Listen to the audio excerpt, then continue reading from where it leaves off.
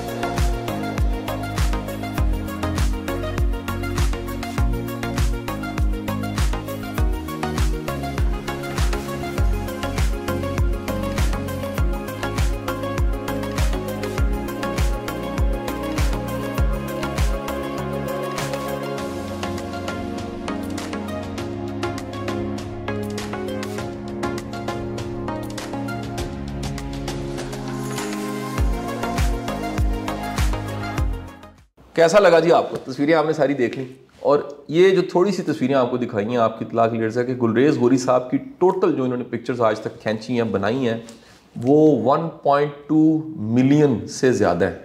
गोरी साहब ऐसी है जी? बिल्कुल ऐसे ही। इसमें थोड़ी सी मैं करेक्शन कर दूं। जी जी जी।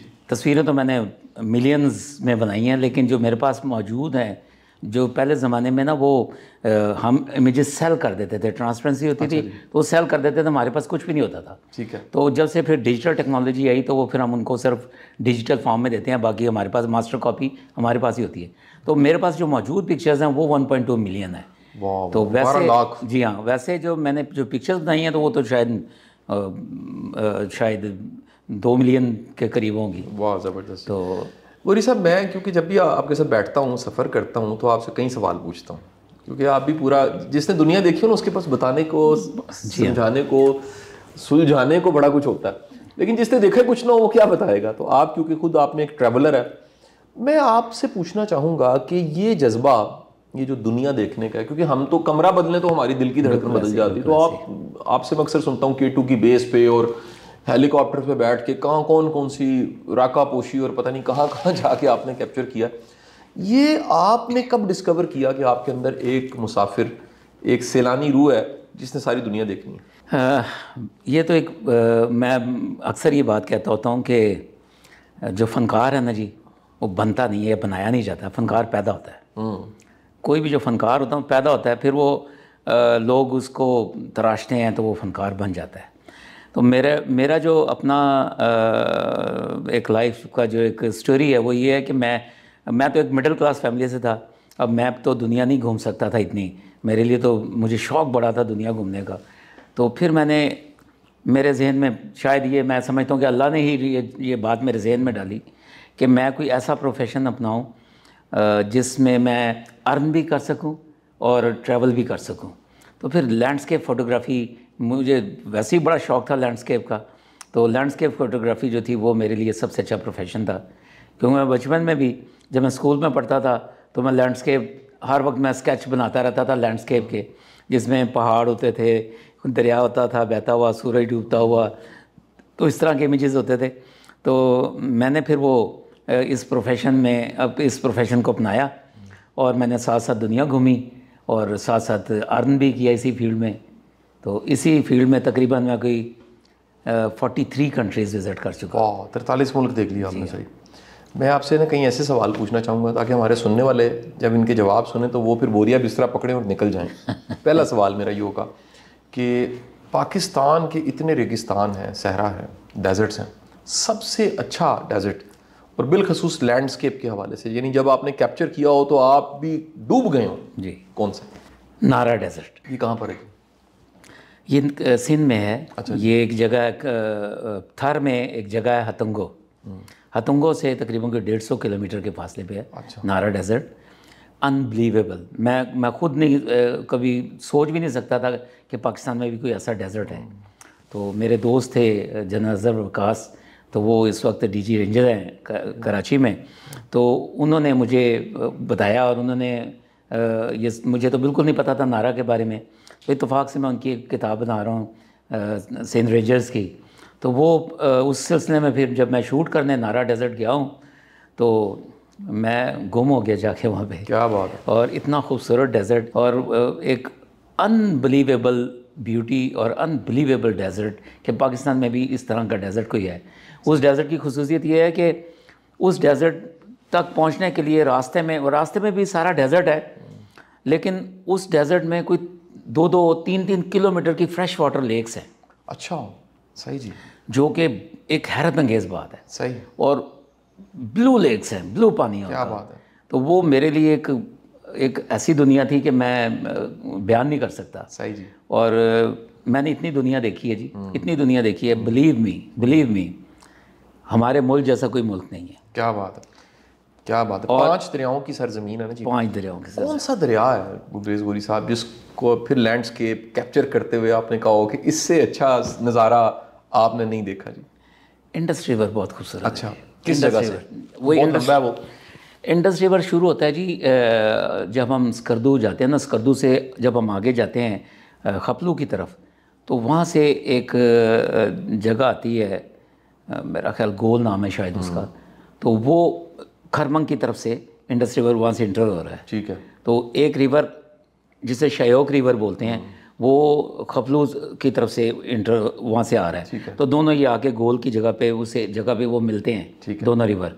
फिर ये आगे आते हैं, फिर जो बराल्दो रिवर आ रहा है केटू की तरफ से, वो फिर इसमें गिरता है। अच्छा जी। फिर जब ये और आगे आता है तो फिर ये हुंजा रिवर और कब वो जो एक रिवर आ रहा है वहाँ से फंडर वैली से, एक वो रिवर इसमें आके गिरता है। तो ये फिर रिवर बढ़ता बढ़ता बढ़ता बहुत बड़ा एक दरिया बन जाता है। और इस पूरे एरिया में इसके इतने खूबसूरत लैंडस्केप हैं, इतनी वैरायटी है और देखने के काबिल लैंडस्केप है इंडस रिवर के।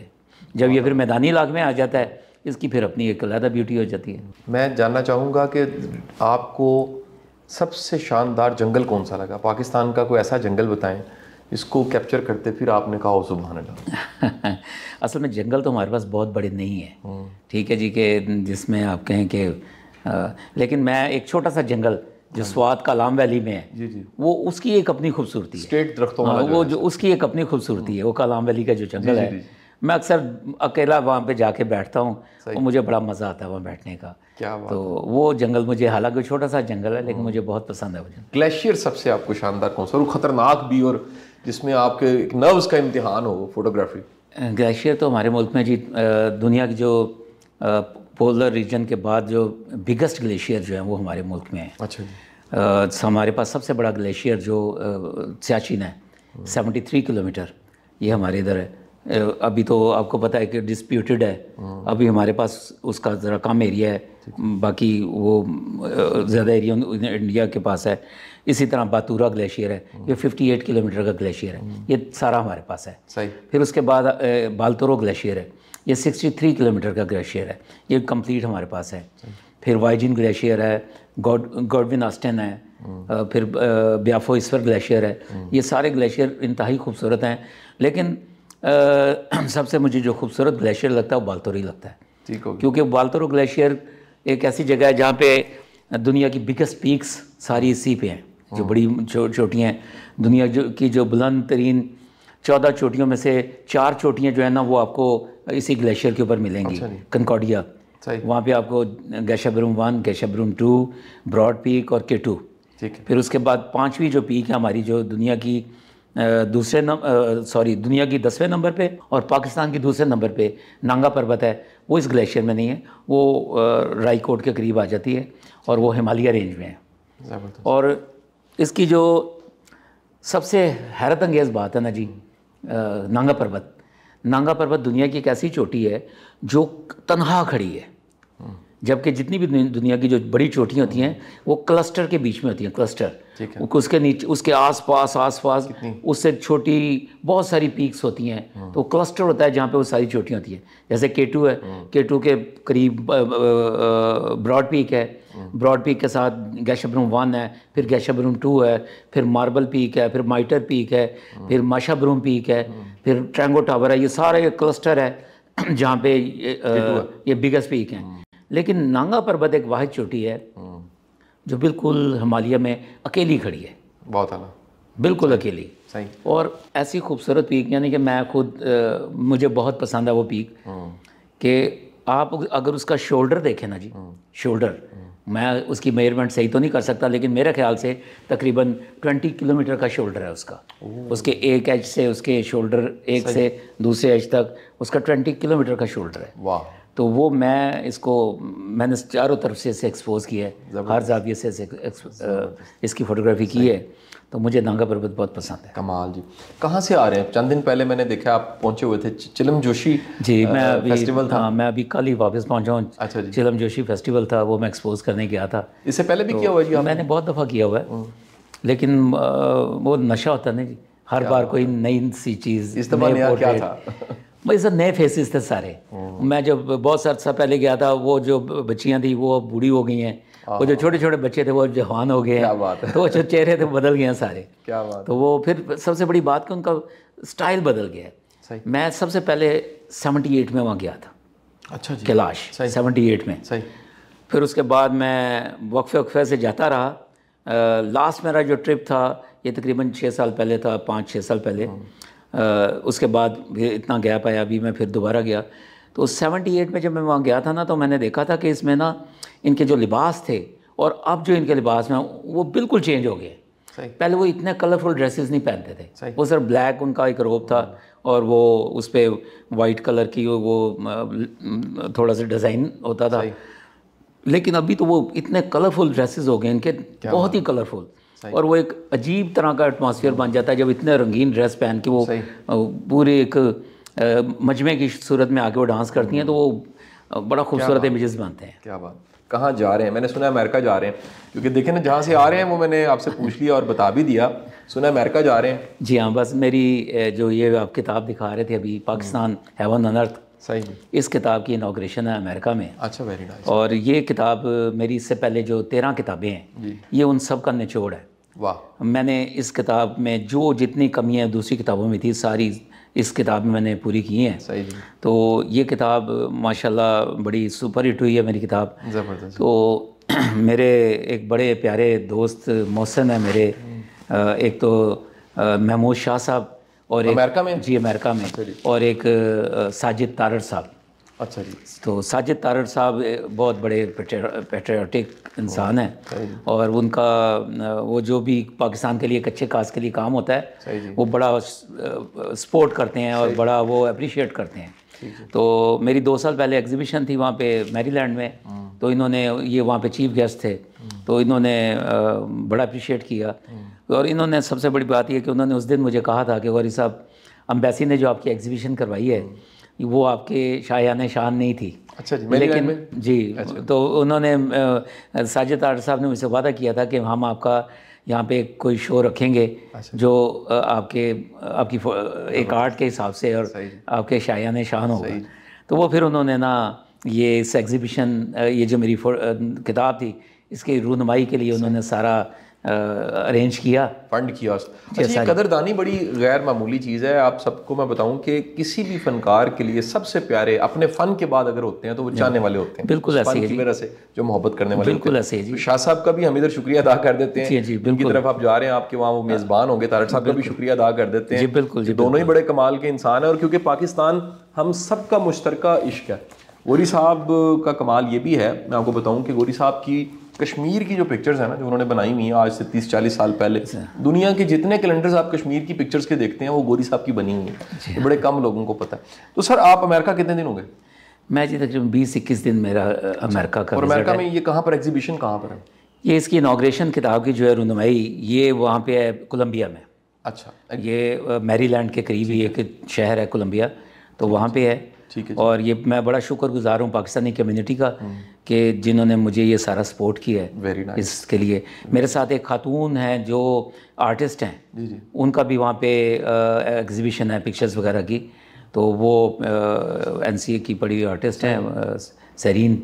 अच्छा। तो वो भी साथ जा रही हैं, तो उनका भी हमारा इकट्ठा ही शो है दोनों का। Very nice sir, wish you best of luck sir. Thank you. और ये सारी जो आपने हमारी गुफ्तगू सुनी और साथ ही साथ तस्वीरें देखी, इसका फीडबैक ज़रूर दीजिएगा। बहुत बहुत शुक्रिया। और साहब आपका बड़ा शुक्रिया, आप आए और हमने ये चीज़ें बातें सारी रिकॉर्ड कर ली। बड़ी नवाज़िश आपकी। Thank you.